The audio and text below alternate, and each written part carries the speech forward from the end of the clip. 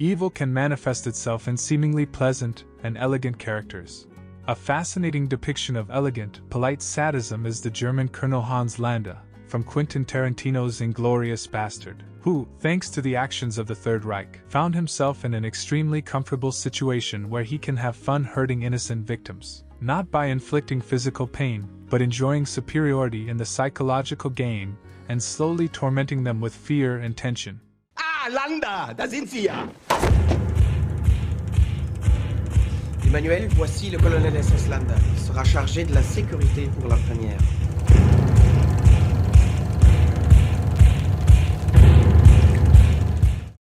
The video contains spoilers from Inglourious Bastard.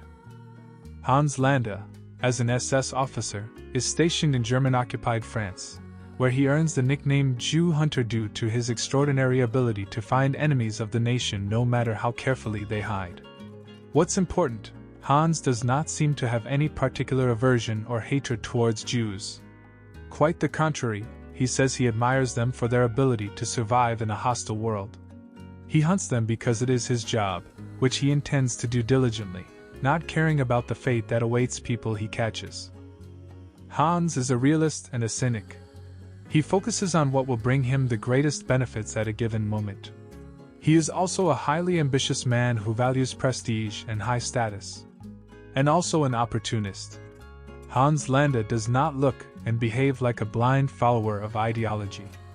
For him, Nazism and the party are only tools for gaining power and influence. At the same time, he has no problem with implementing the barbaric policy of the Third Reich to gain these privileges. He does what is convenient. Despite the monstrosity of his actions, he is not an ordinary monster, but rather a product of the Nazi total military bureaucracy, in which it is easiest to make a career for people without morality and limits. A noteworthy aspect of this character is his passive-aggressive politeness. Hans presents an elegant, charming persona, while keeping his victims in a state of constant stress.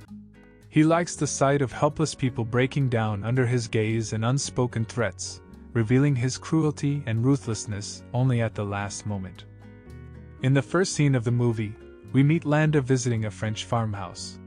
The colonel greets the family politely, enters the house, and then, in a refined manner, greets the farmer's daughters, creating an appearance of courtesy while shamelessly staring at the young girls.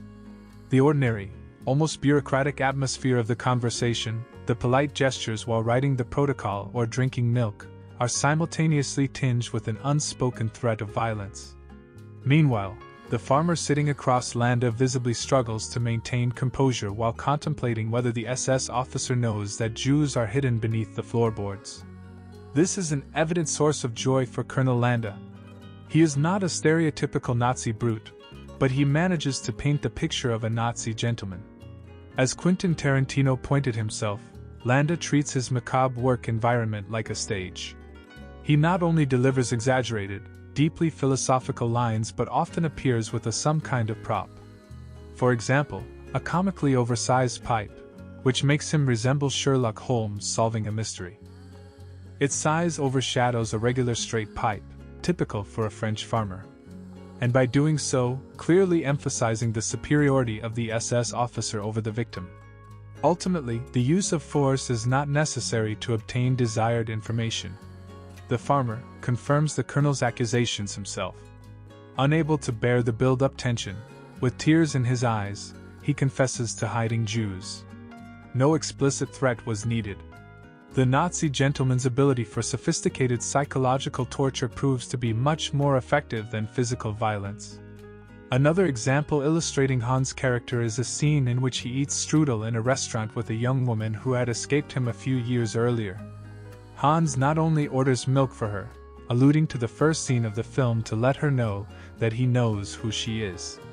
This scene carries a deeper meaning. The ordered strudel was made with animal fat, most likely pork fat, impure for Jews.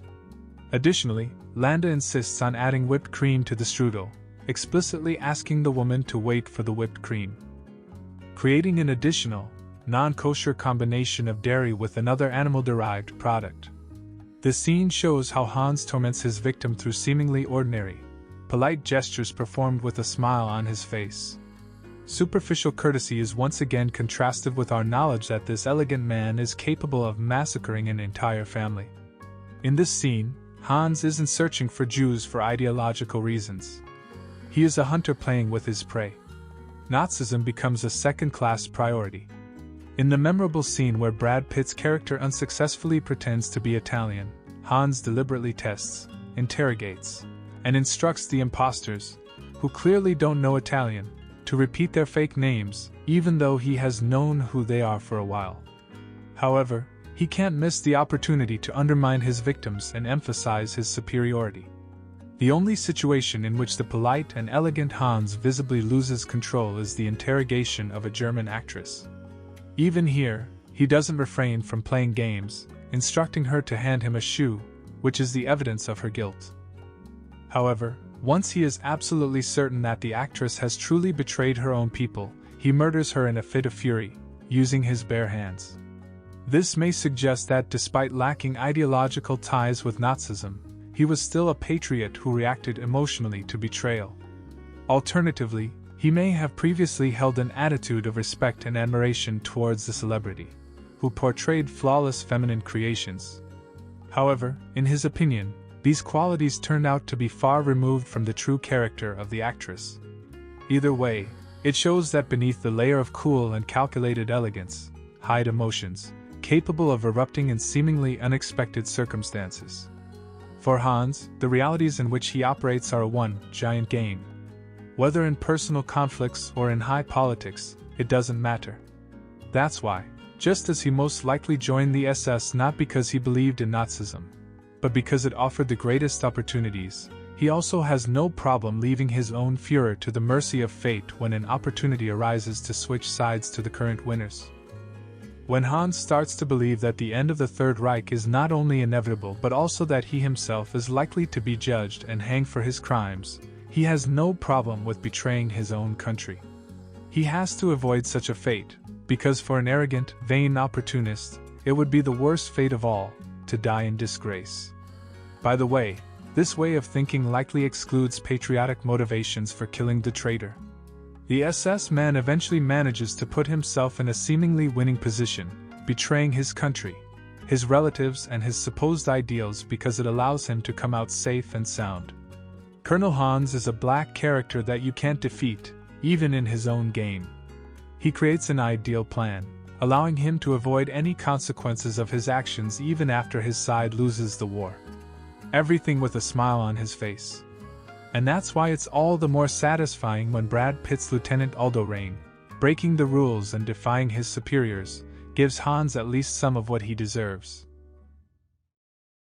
Many thanks to our patrons who allow us to cover more controversial topics.